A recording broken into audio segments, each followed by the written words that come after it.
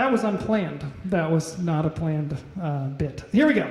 So we're in a series called Relational, and it's about how you were designed for relationship. So if who's ever tried to read like the Bible from the beginning? Like, have you just picked up and started reading Genesis? Raise your hand. Have you ever done that? Like, I'm going to do it. I'm going to go through. Okay, that's like most of the room. That's great. So you've gotten here because it's like in chapter 2. Unless you're like, you gave up real early, which, that's okay. So it's really interesting. So, you know, like God creates everything in Genesis 1 and then and 2, and then there's the first human. What's his name? Adam. We're doing great. And before they do the whole eating from the tree thing, God says something's not good. So before you get sin and evil in the story, God says everything's very good, but then he says something's not good. What is it that he says is not good? The sky? No, sky's good. We like the sky. Oh, no. He specifically says this is not good. It is not good for a man to be alone. There it is. Yeah, so so even before we get sin, before we get the fall story, you know, eating the forbidden fruit, there's the snake, right? Before that, in chapter 3, it's already something's not good. And it's not good that a man should be alone. It's not good to be alone. Like, and another way to put that is like nothing good happens. Nothing productive happens alone. Okay? Like, if you want to, you know, God says, be fruitful and multiply. Make babies. Can you do that on your own? No, you cannot, right? You're like, well, I don't know, you know, test tube babies or whatever. You're still going to need help, okay? You're not going to figure it out on your own, right?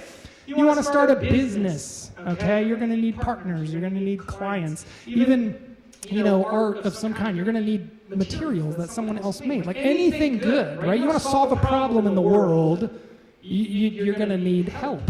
You're going to need others. You're going to be productive, we need others. It's not good to be alone. And on the other hand, loneliness is very destructive, right? Very, very destructive things happen when we isolate ourselves from relationships. So one message I noticed that you get, especially growing up in Pleasanton a lot, is that like success is the thing in life, right? Success, like that's the thing. You want to go to the right get the right grades, go to the right college, get the right job, buy the right house, marry the right person, or whatever. Success is the thing. And it's not, okay? Connection is the thing. Like if you're really successful but bad at relationships, you are not going to have a good time with life, okay? And if you're not super successful, but you're great at relationships, you're actually going to be more successful than you would have otherwise been, and you might actually be like a reasonably happy person, even not being that successful. Does that make sense? So just, they're trying to teach you and stuff because you're high schoolers, and you just kind of pick up this idea that like success is the most important thing. It's not. We are relational beings. We are created. We are designed. So if you think of yourself as a machine, which you shouldn't think of yourself that way, but if you did, right, you're not going to function properly on your own. You need others. You need others. So God gives the man a woman, right? God gives Adam Eve, happily ever after, right? Is that the story? No, it's not the story. If you read on to Genesis 3, what do? They do this power grab. God makes people in the image of who? Yeah, himself, God. God made people in his image. If you are a woman, you are made in the image of God. If you are a boy, a man, you are made in the image and likeness of God. But it was not enough to be like God, they wanted to be God. Okay? And so they did this power grab, they grabbed for the fruit, and it poisoned relationships, it poisoned creation. And we're all kind of living this out. Okay? And the crazy thing is this happened in paradise. So even with everything perfect, they still found a way to blow it, because the problem for us is internal. Okay? So we're going to pick up with Genesis now 4. God made everything good. We're designed. We thrive in relationships. But we have a problem. We have a problem. And things go bad. The problem is called sin. But then you get to Genesis 4. Now we're outside the garden, and we meet two more characters. Adam and Eve have two sons. What are their names? Raise your hand. Yeah. Cain and Abel. Good knowledge. Yes. Two sons, Cain and Abel. Cain is born first. Abel is born second. So what we're going to do is we are going to read the story of Cain and Abel. Don't spoil it if you know the story. And we're going to read this. This is Genesis chapter 4. We're going to read verses 1 through 12. I'll have the words up here on the screen, or you can follow along in your phone or Bible or whatever you got.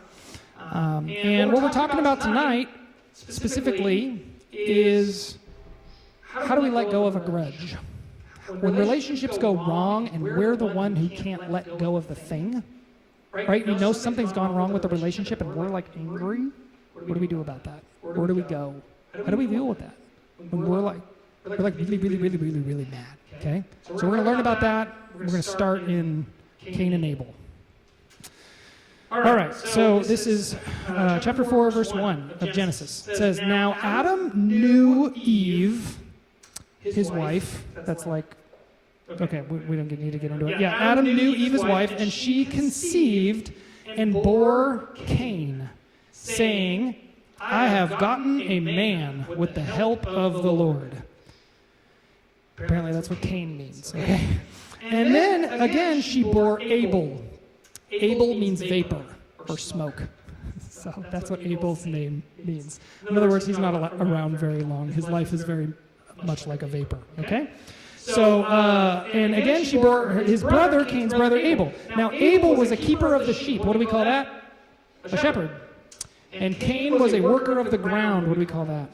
Farmer. Yeah, we got a shepherd and a big brother's a farmer, little brother's a shepherd. In the course of time, verse 3, Cain brought to the Lord an offering of the fruit of the ground. He brought to God an offering of fruit from his farm. And Abel brought the firstborn of his flock and their fat portions.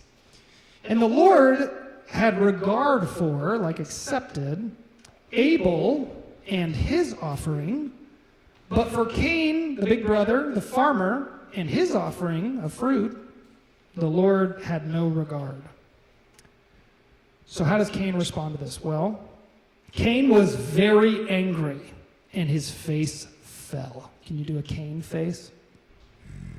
Right? He's mad. It's like, why are you mad? Why the long face? You're mad. And so the Lord said to Cain, "Why are you angry? And why has your face fallen?"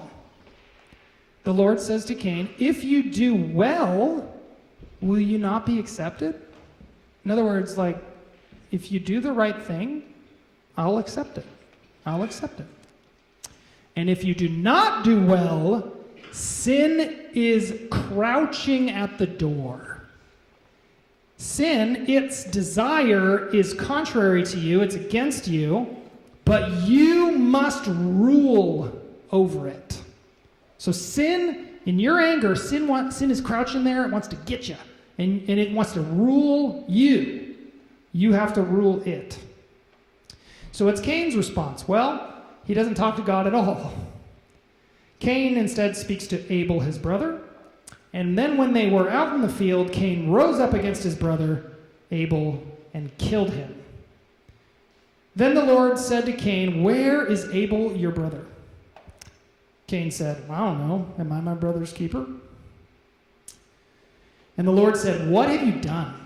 The voice of your brother's blood is crying to me from the ground. And now you are cursed from the ground, which has opened its mouth to receive your brother's blood from your hand. When you work the ground, It will no longer yield to you its strength. You will be a fugitive and a wanderer on the earth. All right. So Cain and Abel, the farmer and the shepherd, they bring their gifts to God. God accepts Abel's gift, but he doesn't accept Cain's gift. And Cain is very upset by this, right? Maybe he feels like God's playing favorites. He's very, very hurt. He's very jealous of his brother. And notice that Cain doesn't talk to God. God comes and talks to Cain. And Cain ignores God and speaks to his brother, invites him out to the field, and then kills him. And what does God say? How does God describe sin? What's sin doing when Cain is angry? It's crouching. Yeah. It's crouching at the door. When he says that, I picture like the crouching that's used to describe like a crouching animal, like a jungle cat. Okay? I was actually thinking about this like 2 nights ago, and I was like thinking about a jungle cat crouching, and I was in my kitchen, and I went, and it was like late night, I was just getting the coffee ready for the next morning, and I'm walking out, and there's this white cat sitting at our sliding glass door, just like, it scared me so bad, I screamed, and my wife called. In case I got murdered, she didn't want to come downstairs. She just wanted to see what, is everything okay? And then I opened the door for this cat, and it's like, and I'm like, what the heck? Like, you were begging at the door, Cats are so weird like that. And then I gave it some sausage and some turkey and stuff, and it was trying it, but just kept being and it was just make up your, what, are we friends? Why were you here? Anyway, this is not really relevant. Now you have a picture though, a cat crouching at your door. So every single time you are angry, I want you to first notice it.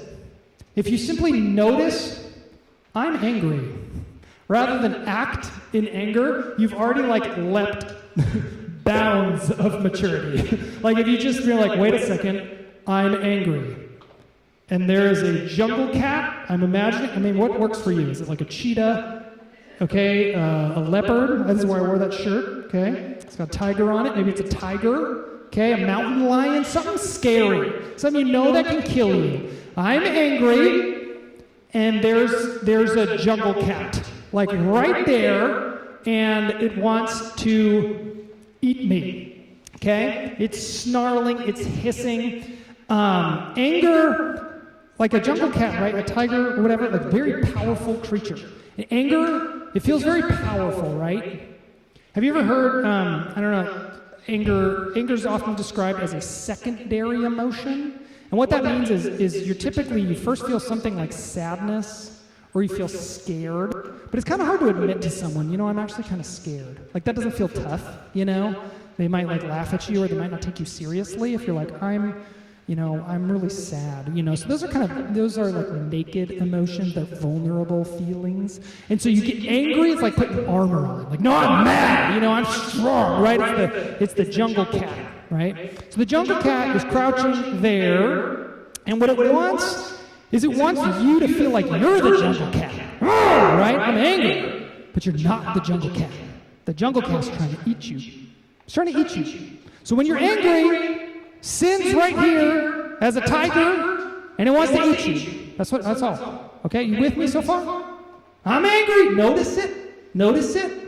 And there's a tiger named sin, and it's right there, and it wants me to do something stupid. Okay. So, quiz question: is anger a sin? Is anger bad? Is anger evil? Stand up if you think anger is a sin. Either no one wants to stand up, or none of you think anger is a sin. Anybody want to stand up? Anybody's yeah, anger's a sin. Dude, way to be brave, man. So you know what? You're sort of right, I'm sure some of you, you've talked about this a lot before, but anger, it can be. There's such thing as sinful anger. But let's read what Jesus has to say real quick. I know a lot of you know this passage. But it's very good. So Jesus, as he's giving his famous Sermon on the Mount, one of the first things he talks about is anger. It's really like the first issue, the first sin he addresses is anger. It's very significant to Jesus. It's like right there, Genesis 4, right in the beginning of the Bible. It's like the first sin in a sense. Besides the garden, but, we'll get there. So Jesus says this in Matthew 5.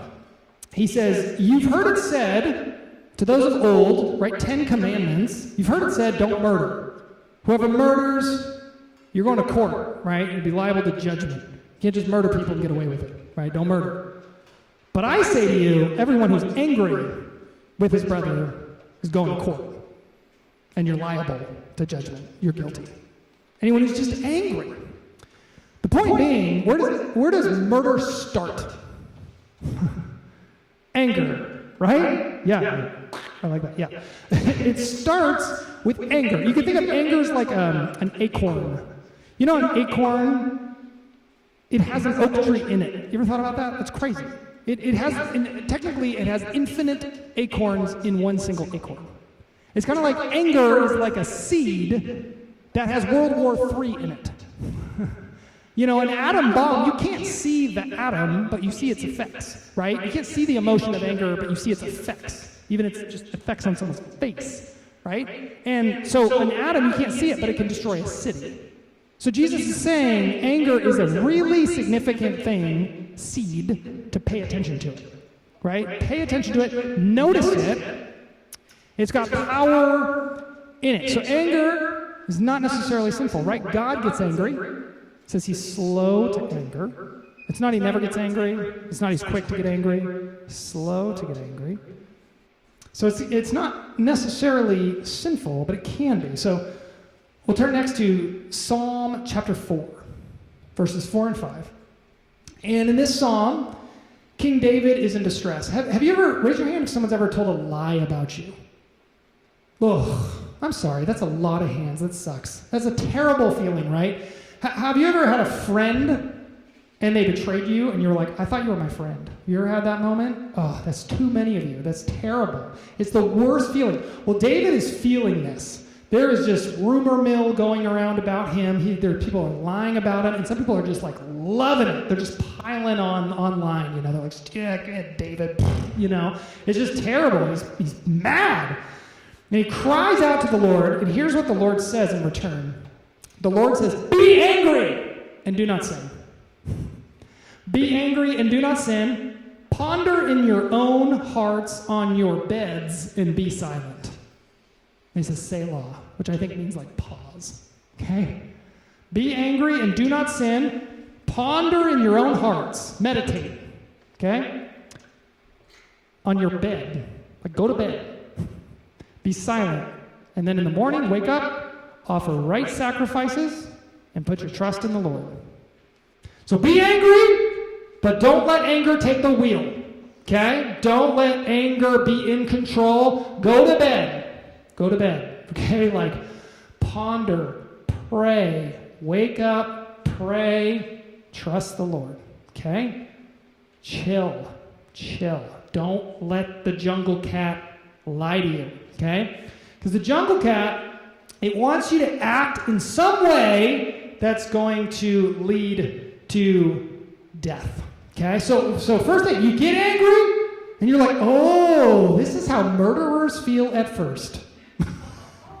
Okay? I'm no better than a murderer, right? I have the same DNA going on in me. This is where it starts. Just notice that. I got a murder seed in me. I got to get this thing out of me. Okay? Got to get the murder seed out of me. So, let's talk about this jungle cat. What is the jungle cat? You got a little tiger next to you. You're angry, jungle cat named Sin. What does the tiger want to do? Well, it wants you to act in some way on the anger. It wants you to just give it a little bit of control. The cat's lying to you, Sin's lying to you, it's saying, you're in control, take control, get him, right? But really, it's trying to gain control of you. And it's leading you down a very, very bad path, right? This is why the Apostle Paul says it's like when I sin, it's actually sin within me. It's a power in our lives, right? It's a power in our lives. And so that's why God says to Cain, no, you got to tame it. You got to tame it. You got to rule over it. You got to tame the cat. Okay? So let's talk about some examples. Where do we go? Okay? So we know I don't want to act on it. But then what do I do? Where do I go with it? Where do we go with our anger? We're going to talk about some directions we can go in our anger. When we can't go back. Has someone ever done something to you and just genuinely you were like, no big deal? Like someone ever done something wrong to you and you were able to just be like, it's okay, I trust you. You ever had that moment? That's a wonderful thing, okay? Like it says in the Proverbs, it's a glorious thing to overlook an offense. Peter writes this about the church. He says, dude, there's so many sinners in church, but love covers a multitude of sins. Like the love of Jesus is so powerful, we can get through it. Like sometimes you're just able to be like, dude, it's okay. I get it. You were tired. You were, whatever. You didn't mean it. Whatever. Like you just overlook it. But sometimes you so badly want to overlook what happened. You so badly just want to be like, it's fine. But you walk away and you're like, dude, that's not fine. Like I'm not doing okay with this thing. And you're like, I want to just go back and undo it. How many of you have ever someone did something or you did something and you're fantasizing about like how can I undo that thing? I used to fantasize about having a time machine for this very reason. Not because I want to go see dinosaurs, whatever, cool as that would be. I wanted to undo my stupid decisions. I wanted to undo things that happened to me. And I just was like, what would my life have been if that thing hadn't happened to me? If that person hadn't done that thing to me? We just want to go back. But we can't go back, right? We can't go back. So where do we go? What do we do? Well, we have some options. Or actually, this is important. Some of you've tried to go forgive or you've tried to have a conversation and it went horribly. And things just got worse. You ever had that happen? You're like, oh, I want to go bring up to, this person, how they kind of disappointed me. And then they're like, what are you talking about? And you're like, oh gosh, this is terrible, and you're just, now it's worse. Now it's in you. You have a grudge. You have a sickness, right? So let's talk about some directions we can go. Okay? First option is we can go at. One way we can deal with our anger is we can just let it out.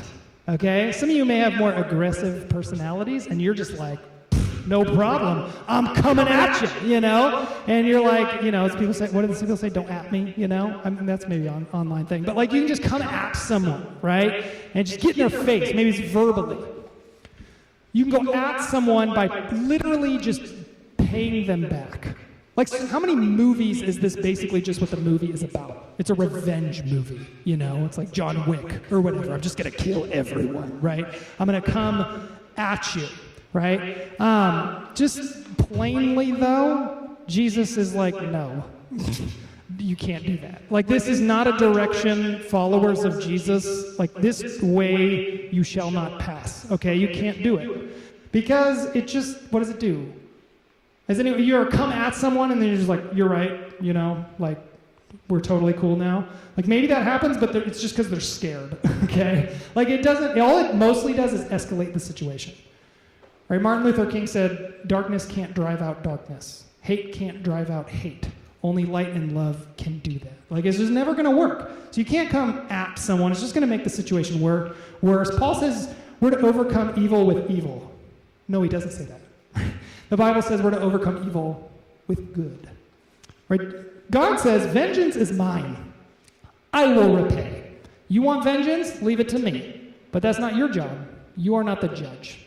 You are not the judge. So to retaliate is like being Adam and Eve and making that power grab. I'm taking it into my own hands. I'm saying what's good and evil. And in this situation, what's good is getting you back. Right? And we're having our own little fall moment in that moment. So we can't go out. We can't go out. So where else can we go? Well, maybe we could try going sideways. I'm going to get at this person by spreading a little rumor about them, I'm very angry with this person, so I'm going to gossip. I've been a pastor for most of my adult life, and sometimes people even do this in prayer requests. They're like, pray for Lucy. she did this, or she's being such a little whatever right now. You're like, I think you're gossiping as a prayer request, So you can go sideways. Like, you can deal with your anger by just kind of, you're still getting at them, but it's like, it's still an attack, but it's a sneak attack. You know what I'm saying? It's like, it's not aggressive, but it's passive aggressive. Like, you're still grabbing a weapon that's just called gossip, right? It's just maybe people don't notice it as much, but you're still judge. You're still getting at somebody. It's still the cat. Now here's the one most Christians opt for. And at first it seems like the be angry and do not sin. At first it seems like the really faithful route. And this one is called in. We go in, okay? We're really angry with someone, and we just stuff it, right? You don't have to raise your hand, but just, any of you done this? I'm not, I don't want to have a confrontation, so I'm fine, it's fine. It's totally fine. You're not fine, right? But you're just, it's okay. You're just stuffing it down. This could look like avoiding somebody, someone's mad at you, or you mad at them, so you're just not even going to look at you. This could be like the cold shoulder. Have you ever heard this? The cold shoulder. It's just like, I'm just going to show you I'm angry with my tone of voice and my back, It's going to look like maybe like canceling someone or blocking somebody, but in sort of like a self-righteous way to get at them. In any case, though, here, we're still holding a grudge. We're still holding on to the grudge. And eventually, we can't hold it forever, so it comes out sideways anyway. It comes out at someone anyway. Have you ever heard this quote? Unforgiveness is like drinking poison hoping the other person dies. You heard that? That's holding it in, right?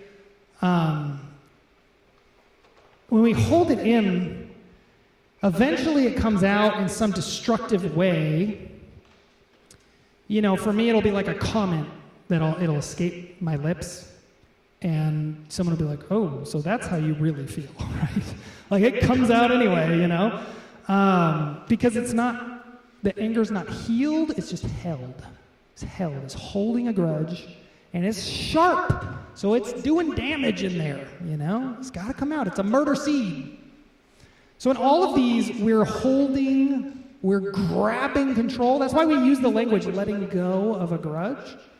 Because whether it's out, sideways, we're holding it. Like, we're in control. Anger's still in control. The cat is killing us. And no matter what direction it is, ultimately, it's bringing us down. What the cat's trying to do, sin, is it's trying to move us in any direction, get us to act, to get us to die. And it may sound like I'm being a little dramatic, but think about the worst things we see on the news, right? I remember during COVID, we had the whole George Floyd thing happen, where police brutality, they kneel on the man's neck, he dies. People were horrified as they watched this video, right? And there's anger. I think when someone is mistreated, anger is an appropriate feeling to have. But what did some people do 10 states away in Dallas? They picked up weapons and they killed police officers 10 states away. What? Destroying families, destroying communities. What do people do with anger? We get shootings, right? This is very serious stuff. But we think, well, I don't do that, so it's, I'm fine. But it kills us. And this is what the devil wants to do. Steal, kill, and destroy. He wants to lead us down into death. So where else can we go? Okay? We can't go sideways, we can't go back, right? We can't just hold it in. All of that will lead us down. Where can we go? What have I not said? Anyone see what I'm doing here? Up. Yeah. I was down, but now I'm up. Yeah. I like that song. Okay. I was so first on that song. Anyway, it was my son's walk-up song in baseball like a year ago. Anyway. We can go up in prayer. We can go up. I'm serious. Okay, so God graciously seeks out Cain, but Cain doesn't seek out God. Cain does not talk to God. He kills his brother. What does Jesus say at the end of Matthew 5? You know, you've heard it said, love your neighbor and hate your enemy, but I say to you, love your enemy and pray for those who persecute you. Right? Those who are making your life difficult, those you have a grudge against, pray for them. That's heart surgery. It's hard. Do it. Pray for them. A few verses later, Matthew 6, this is the Lord's Prayer. It says, forgive us our debts as we forgive others. Right? A debt is a tremendous burden. Ask anyone going to college with student loans. Like, it's a huge burden. And the word forgive, like, literally means release. Release me from this burden. A grudge is a massive burden to have. Like, please release me from this. Set me free from this, Lord. And Jesus' first followers, they prayed 3 times a day. That's how Jews would pray. They would pray morning, evening, and noon. So every day, 3 times a day, they would say, set me free as I live in a way that sets others free. Release me as I seek to release others. Get this grudge off of me. Help me. And I was thinking about this, and I came across Psalm 55. Oh my gosh, it's so cool.